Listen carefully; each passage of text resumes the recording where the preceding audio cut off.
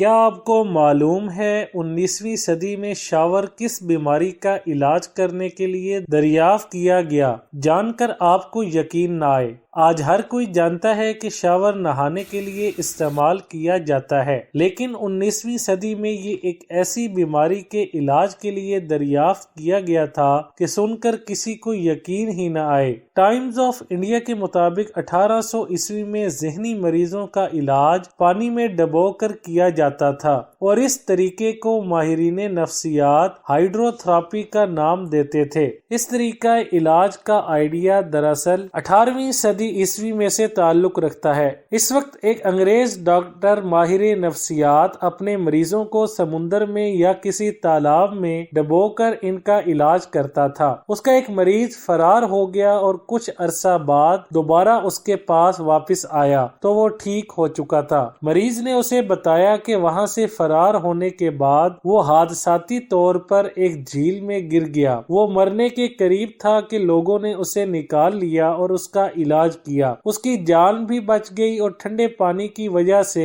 اس کی ذہنی بیماری بھی ختم ہو گئی۔ اس کے بعد ان ڈاکٹر نے اپنے مریضوں کے سمندر، جھیل یا تالاب وغیرہ میں ڈبونا شروع کر دیا۔ وہ مریضوں کو برہنہ کر کے ان کے ہاتھ پاؤں باندھتا اور رسی کے ذریعے سر کے بل پانی میں ڈبو دیتا۔ کئی مریض اس طریقہ علاج میں جان کی بازی ہار جاتے اور کئی خوش قسمت بچ جاتے۔ 1800 عیسوی میں ڈاکٹروں نے اس سے یہ نتیجہ اخذ کیا کہ ٹھنڈا پانی سر میں پڑنے سے مریض ٹھیک ہوتا ہے، چنانچہ انہیں پورا پانی میں ڈبونے کا رواج ختم ہو گیا۔ اب ڈاکٹر مریضوں کو کئی گھنٹے حتیٰ کہ کئی دن باندھ کر نہلاتے۔ کئی ایسے شکنجے بنائے گئے جن میں مریضوں کو کس کر ان کے سر پانی میں ڈبوئے جاتے۔ یوں اس طریقہ علاج میں جدت آتی گئی اور بالآخر اس کے لیے شاور ایجاد کیا گیا، جو مریضوں کے سر کی طرف لگا دیا جاتا اور اس سے سر پر مسلسل پانی ڈالا جاتا تھا۔ یہ طریقہ 1900 عیسوی کے اوائل تک مروج رہا۔ بعد ازاں اس ہائیڈرو تھراپی کی جگہ الیکٹرو شاک تھراپی جیسے طریقے آ گئے اور ہائیڈرو تھراپی کے لیے ایجاد ہونے والا شاور باتھ رومز کی زینت بن گیا۔